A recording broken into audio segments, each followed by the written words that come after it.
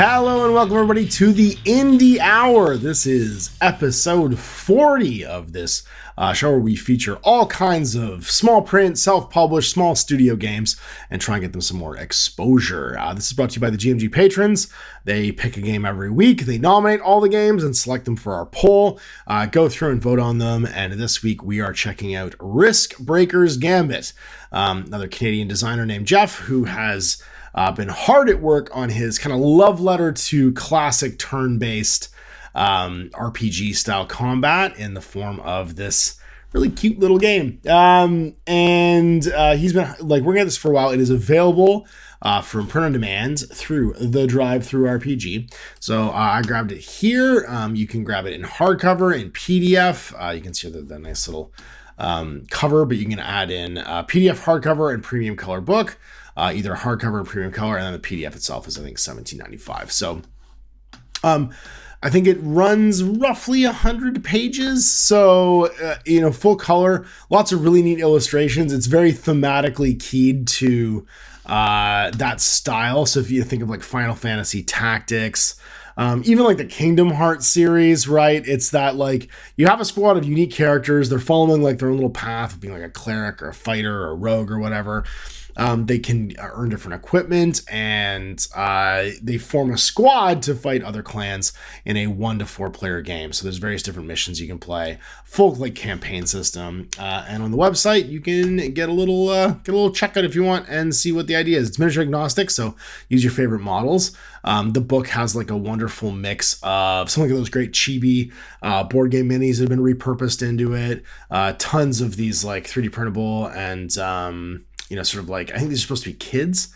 These might be, they look a little bit like the kid character classes from, Reaper Bones Black.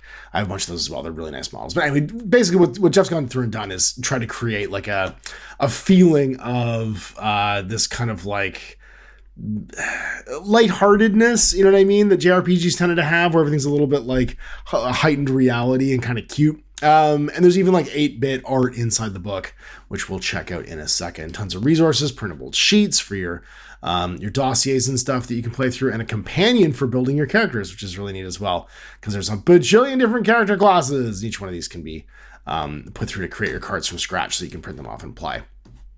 Lots of different people contributed, which is lovely. We can see some of the other GMG patrons in here, Anthems of War on here. And like, this is a very community-driven style games, very much in that theme of like, let's all kind of rise together.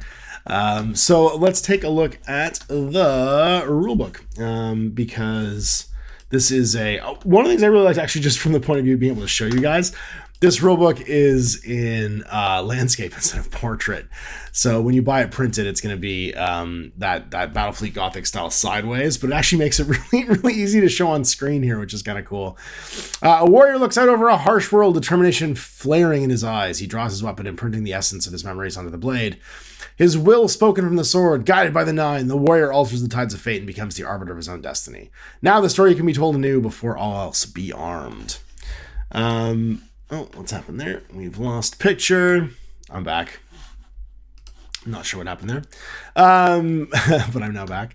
And you can see here this photography and art.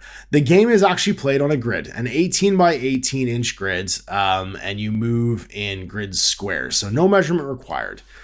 It's a fantasy tabletop skirmish game meant for 1 to 4 players, where the player can take on the role of the tactician, so that's your name overall, who leads the directions and directs the efforts of their clan. Through various scenarios, clans will clash in victory to edge out victory over their rivals and cement their place in history. Obviously, this book contains everything you need to play, and the game is designed around 3 main phases, which includes the sort of like the end state. So the formation phase is when you collect and put together your group of guys. The sortie phase is the actual gameplay itself, and the codification phase is like your after-action report, where you're going to earn valor points, like experience points, basically, calculate spoils and losses, and progress your clan. So, like I said, full campaign system. It's 1 to 4 players, so you can play this solo if you want. And obviously, it's a fun co-op game. You don't need a lot of models because a clan is not a huge number of things. Uses standard set of polyhedral dice, so a full set of D&D dice, basically. You need record sheets, your miniatures, tokens, and terrain. Enough to fill a 1.5 foot square playing area with line of sight blockers as well as some various elevations. It actually is really neat to see some of the photography in here, because he's kind of done like a Minecraft style thing where everything is built in cubes. And this would be a really fun one to do with those magnetic style Minecraft cubes that you can buy on Amazon. It's like a kid's toy, but you could very easily use that for the terrain in this game, a little bit like the interlocking hex systems in things like HeroScape. This would be a fun one for that, because the grid is actually what you need to move around on, and I think you could have it. You could, if you wanted a Minecraft miniature game, this is actually a great one because the rules really do kind of support it. Record sheet miniatures. Obviously, the miniatures are all agnostic. You can already see here a tactician dip, a tip for online dice rollers if you want to grab an app, and some of that lovely 8-bit art. And the rule set references the tile, which is a 1-inch square, so by default, a 25 millimeter for metric users space. And if you wish to use larger or smaller miniatures or bases, just scale up the tile size. So if you want to make 2-inch squares, you could up the board size to 3x3, right, and move around with a little bit more freedom. Tokens, several scenarios will use objective marker tokens, and further you'll want some tactile representation of swagger as a spendable mid-scenario currency. Something cool like coins, if you have like little like specialty coins or some type of like little asset that you can like throw at each other, basically, it can be fun. Terrain, obviously cubed terrain is not required, but anything that's sort of like in that size and shape where you can move around in squares will be handy, or if you just grid your terrain in general. And then the core concept of the game itself. So you only have 2 real stats. There's other like they're not your core stats. They're things like your damage reduction, which is like what kind of armor you're wearing and stuff. But your only real 2 core stats are your brave and your faith. So brave is like your physical representation of ability, so how good you are at fighting, kind of your physical presence in the battlefield. And then faith is like your mystical, magical one. Clans is the group you belong to. Tactician is you, the player. Your units are the individual men and women who follow the tactician's orders. These are your warriors themselves. And swagger is a measure of the tactician's battlefield presence and ability to hold on to the reins of fate. So think of it like a spendable resource to activate some of your special tactician abilities, almost like feats. Your role as the tactician is all like a warcaster and war machine, except you're not on the table. So because you're not present at the table, you need some sort of like currency for activating your powers, and swagger is the general currency for that. I really like the terminology in this game. It has like a real like cutesiness to it. So for instance, like or not even cutesy. It reminds me of those old JRPGs where there's kind of like a weird name for everything. It's like money's called dosh in this. It uses like unique terminology to kind of like add to the theme. And then some example of play. So here's like an in your sortie phase, like sort of overview. Every time a unit activates, it's going to do a move plus an action. So kind of a standard, like almost Space Hulk resource system, except you have like a dedicated move stat, like amount that you can move. And then you can always take a single action. Things can be like done from an actionless, like attack, use an ability, an item, choose a target, resolve the action is usually the step for that. So if you want to attack somebody at range, you would then pick the target and then resolve like your dice rolls to do that. And then finally, at the end, you have like an expiration phase for boons and banes. Boons are negative status effects on things. Banes are negative status effects on things. Boons are positive status effects. And usually there's a 30% with like a brave or faith point like modifier. So there's always like a almost 1/3 chance of it going away, but then your stats can influence how resistant you are to something. So banes can be resisted usually with your brave or your faith, depending upon what it is. So like a physical bane, like your legs caught in a trap, you'd usually you'd resist it with your brave. Whereas if it was a magical like status effect, like a curse, you might use your faith to resist it. So it's a kind of handy like catch-all having these 2 stats, and most things are classified as affecting one or the other. And then you select a facing direction. This is a unique choice that I kind of like. A lot of games would have you move, and then whatever your facing is at the end of your move, you're stuck with it for the rest of the game. In this one, after you resolve all of your activation, you choose your facing at the end. So you can kind of do like drive-bys, like run by, shoot something, and then turn to face the next thing you're attacking when it's all said and done. So that was a neat little idea. And then the tactician's like something you take a turn with after that. There's some other things that can happen, like you'd be elevated, can give you bonuses and penalties. You can really smoke someone with an overwhelming strike, where you can hit someone not being faced. So like if you're hitting someone in the back arc, they're going to get a 20% bonus. And if you're overwhelming striking somebody, for every 10% of units attack hits by, they gain +1 damage. So like, let's say you need a 70% or less to hit. If you rolled a 10% or less, you'd get an additional +6 to your damage roll, right? Because it's a full 10 for every 10% that you hit by, you're gonna do more and more damage. So basically, it's like a vulnerability thing into the game. Some abilities are reaction abilities. These might be things that you have that would trigger when someone shoots you. You might be able to dodge or jump away or something like that. And then status effects are things that are usually boons and banes. And then they will always potentially expire in the upkeep phase. All right, basic mechanics for a sortie. Moving a unit. So that's obviously moving along the grid. No diagonal movements allowed. Rushing, a tactician can spend your action to move again instead of taking an action. Climbing and falling ladders and obstacles, they've all got rules for moving inside this like gridded sort of like terrain and space.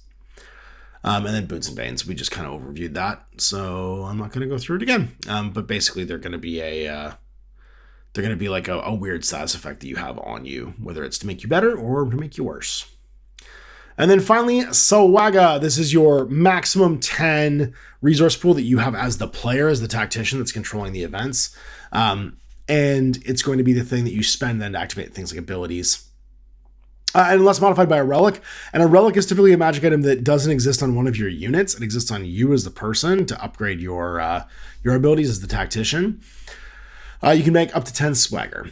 You can gain them. Fielding units grant swagger depending on the complexity of their paths. Units following a basic path generate 3.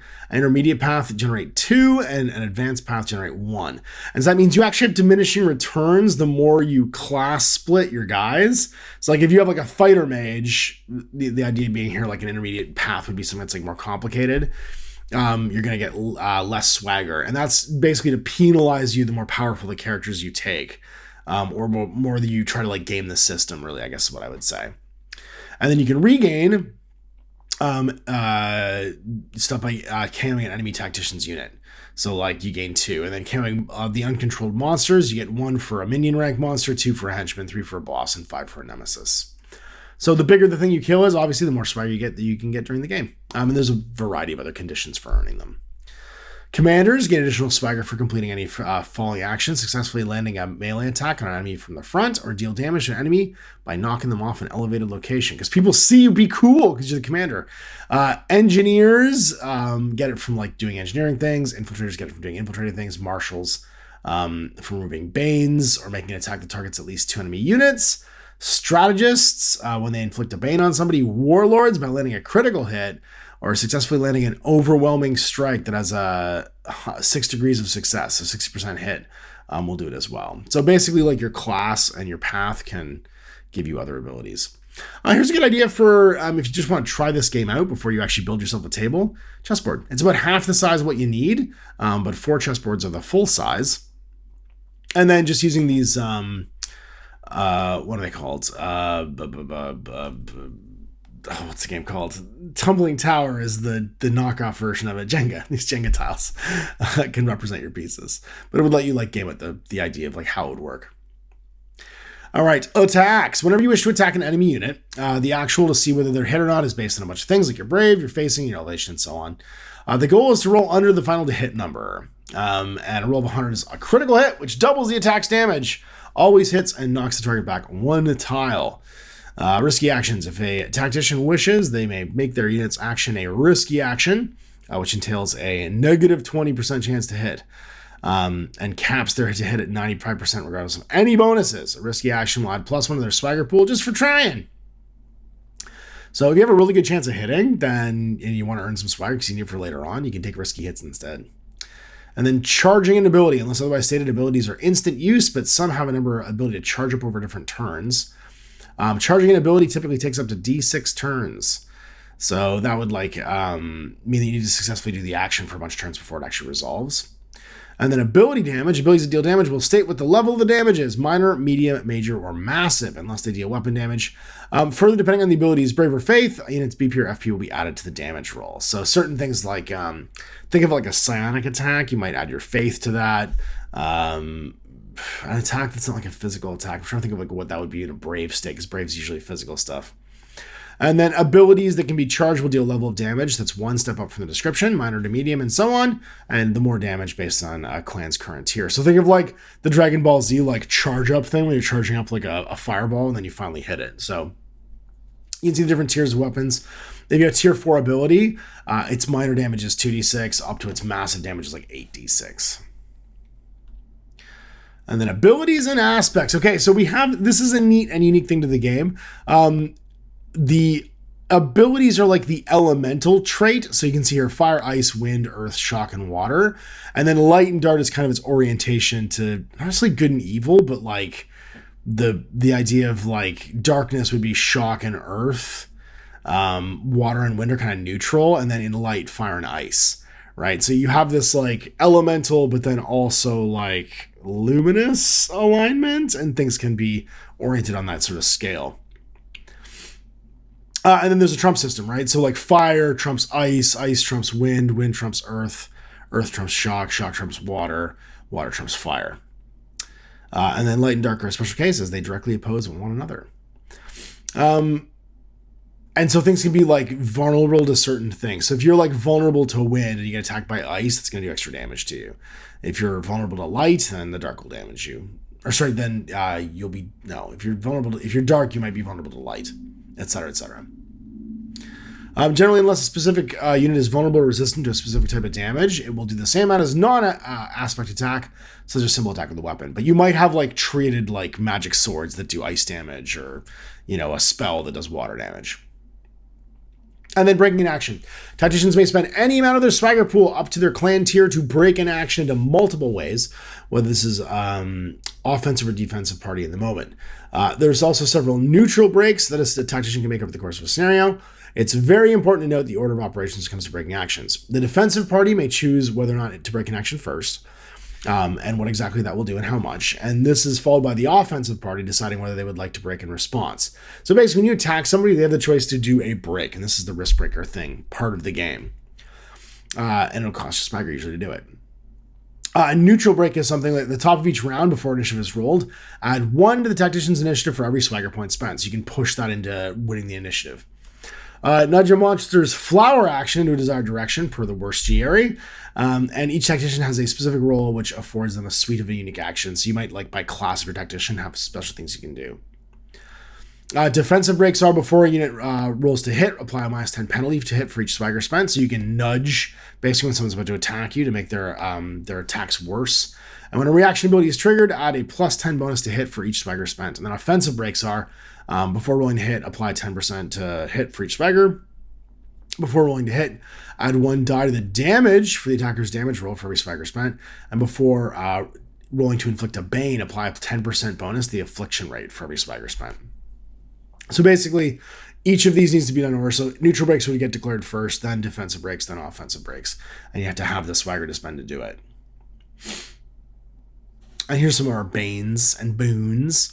So to become a bane, aspect averse.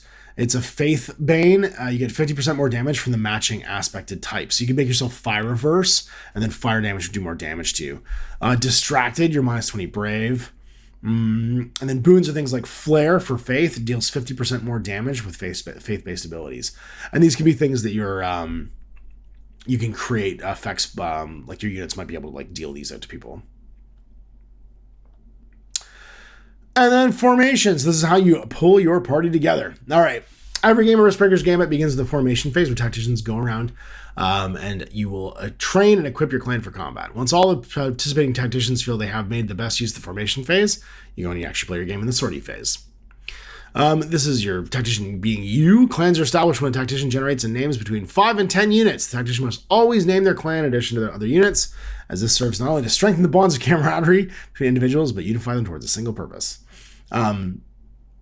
A clan is a tightly knit faction of warriors and specialists united in a common cause, and they operate under the leadership of a tactician. Clans are composed of various unit types, each with a specific role and capabilities that complement each other. So again, think of like Red Wizard and Fighter and Blue Mage or whatever it was. So you've got like different types of unit that you can then recruit, and that formation is going to form your clan when it's all said and done. We have our dossier here. You're going to have all of your various things that you keep track of for the actual like larger group.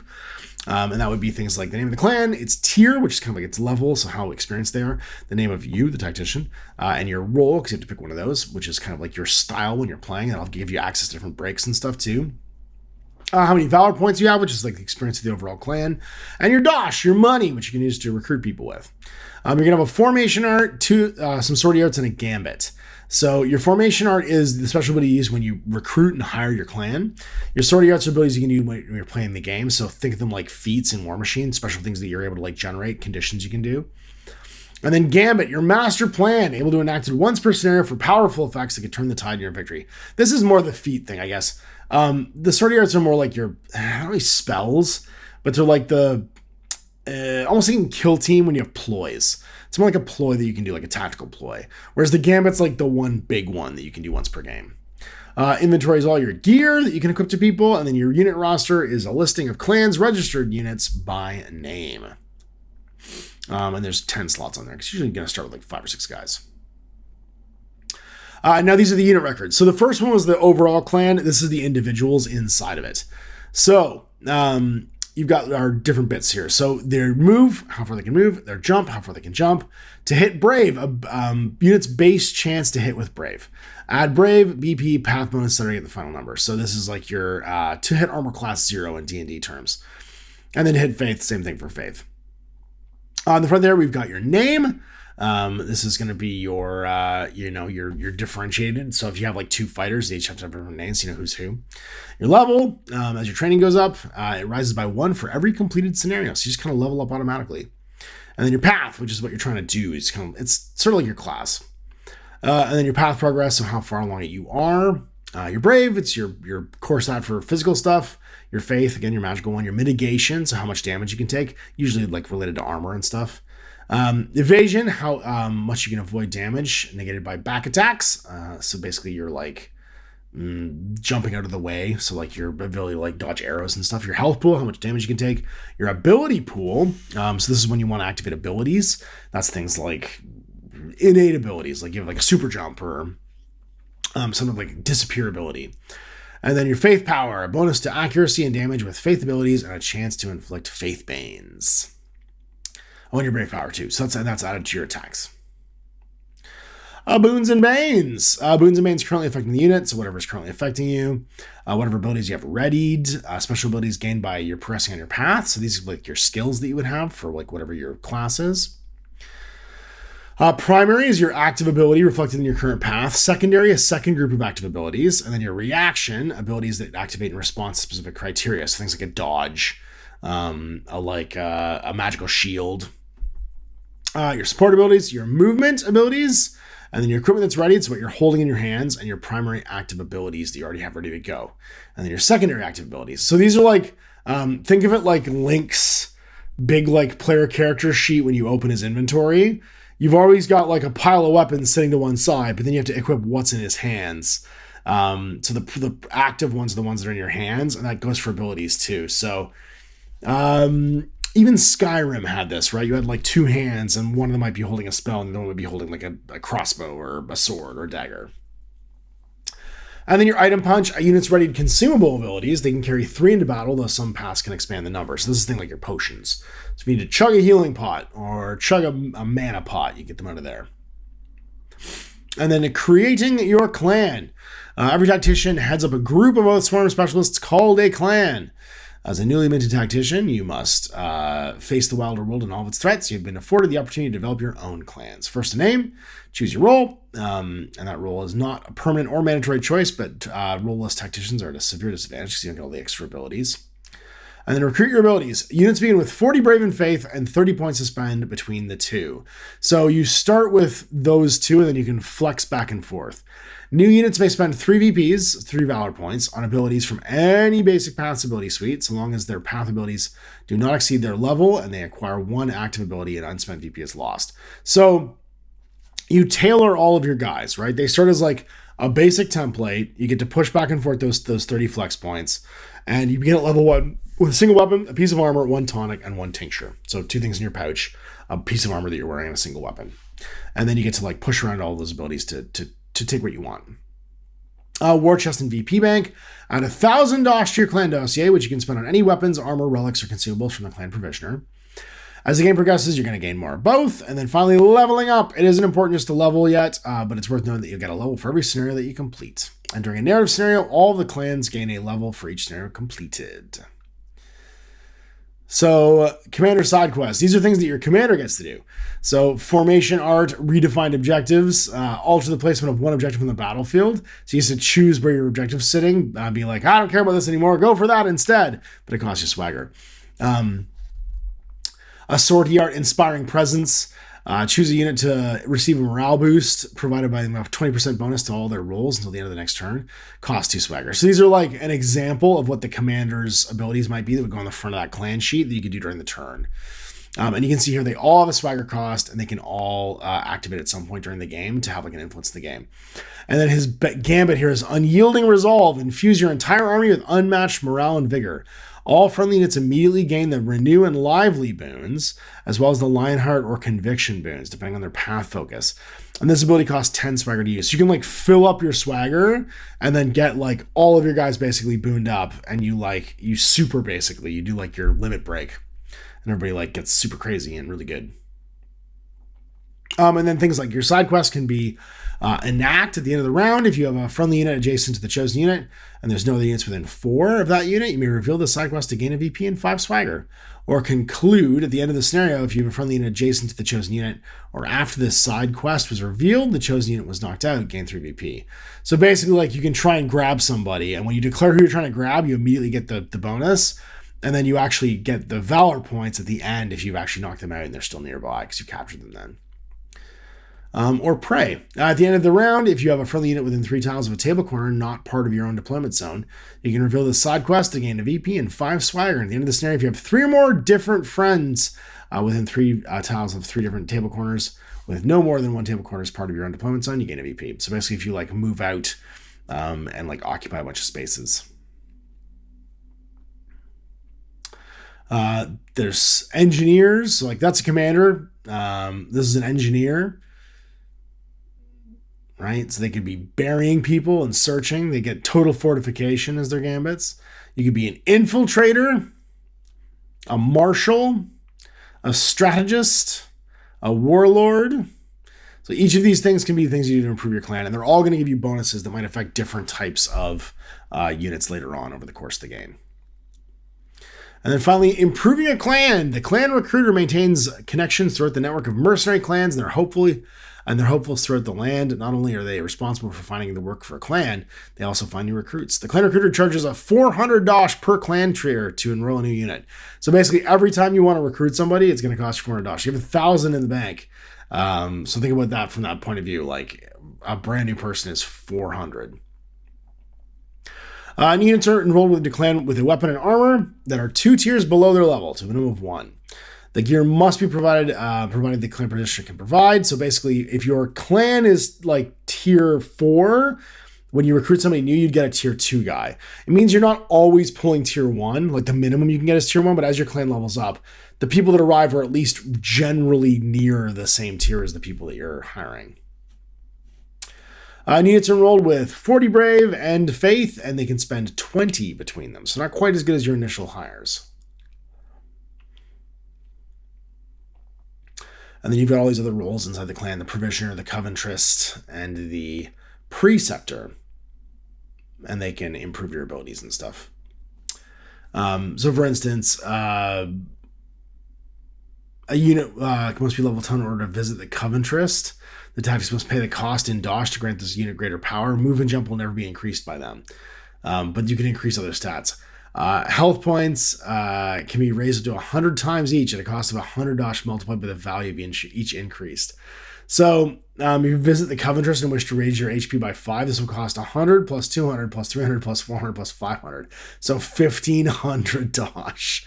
So yeah, you basically spend your dosh to do everything, improving your guys, and it gets real spendy real fast the higher level you get. And then your paths. So paths are distinctive philosophies and disciplines that warrior clans can adhere to, shaping their combat prowess, abilities, and fundamental attributes. Each path represents a unique approach to warfare. They all have basic attributes. So Bart's is level 3 and currently has the Myrmidon path, meaning he has the following basic attributes. Health points 34, AP 5, BP 6, faith points 6, move, or faith, but not point, the bonus basically.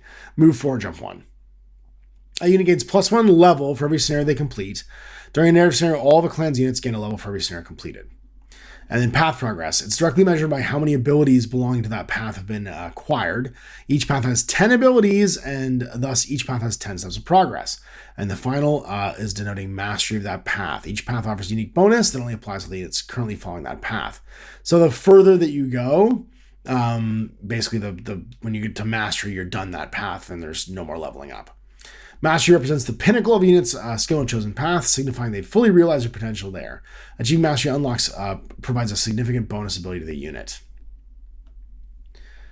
Then your basic paths, your intermediate paths, and your advanced paths. And these are your bigger skilled ones. A unit with a primary basic path gets 3 swagger when fielded at the table. It costs a total of 15 valor points for any one unit to master a basic path. It's 25 for an intermediate path, and it's 35 for an advanced one.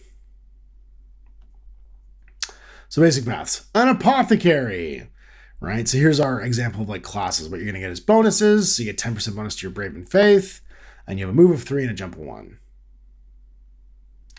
You get all of these fun abilities you can learn. The Brigand, same idea, 15 and 5, so different bonuses. Banditry, these are your abilities. All right. Clerics. Hawkeyes, these are all the basic ones, like an archer. A Myrmidon, it's like an armed fighter. Warlock, an instinctive magic user. All the equipment they can buy, this is the basic equipment they can have. Their armor, shields, and relics. Axes, bows. You can see here they have a value too, so if you don't buy them, like we're talking about 500 for a horn bow. And I do love that they use a little 8-bit art for all of them. I think that's really neat and cute. Crossbows, foci. So these are like your casting rods and stuff like that for your magic users. Fusils, gotta have guns. Great swords, hammers, katanas, and like the game gives you everything. The full list, right? All the different types of weapons you might want to have.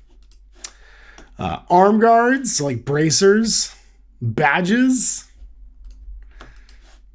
chokers. Oh my god, you can wear a choker, headgear. Yeah, this gets real crunchy real fast of all the different things you can have.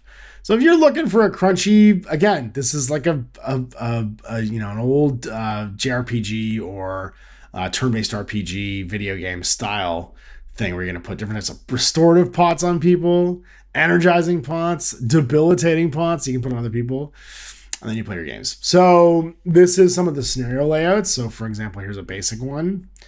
2 different deployment zones, a safe zone that you go into, and some markers, aether fonts and chests, different monsters that might be on the table. If you're playing solo, so you might have enemy groups that are like 2 raiders, 4 scouts, and 2 wardens. And then more things. Cultists, drakes, ghouls, Sotors. Assassination is a scenario. Clash, control, escort mission. All kinds of fun monsters. Artifact retrieval, deep dungeon, where you have to go in a dungeon, monster hunt, escort mission again. And finally, codification. These are your campaign rules, right? So what happens after the game, the aftermath, your injury rolls, whether you're captured, things that you find, right? So lots of loot to roll on, relics, all kinds of items. And then the worstiary, not the bestiary, not the bestiary, it's the worstiary, get it? And the flower theory. Clan sages have come up with how many ways to denote the intelligence of monsters' foes, but the most popular is the flower theory, which refers broadly to a monster's general intelligence. Their foresight, their logic, their observation, their wit, execution, and reaction. So the flower theory basically tells you how things are going to act. Minions have a single strata flower and take a single flower action per round. Henchmen have dual strata flower and take a single one per round and plus 5% to hit. Bosses, triple strata flower. So basically, the bigger you get, the more options you have for what you're going to do during the turn, and bonuses to try and hit you. There's our AI. The monster tactician. So like what's the version of you leading the monsters? Look at all these lovely chibi. I think these are Arcadia Quest minis. That's perfect for this. And then bandits. These are our NCO, or not NCO, our NPO in Kill Team turns. Guys, evil chickens. So rules for the chicken beasts. Drakes. Different drakes. All our worst GRE stuff. Eye horrors.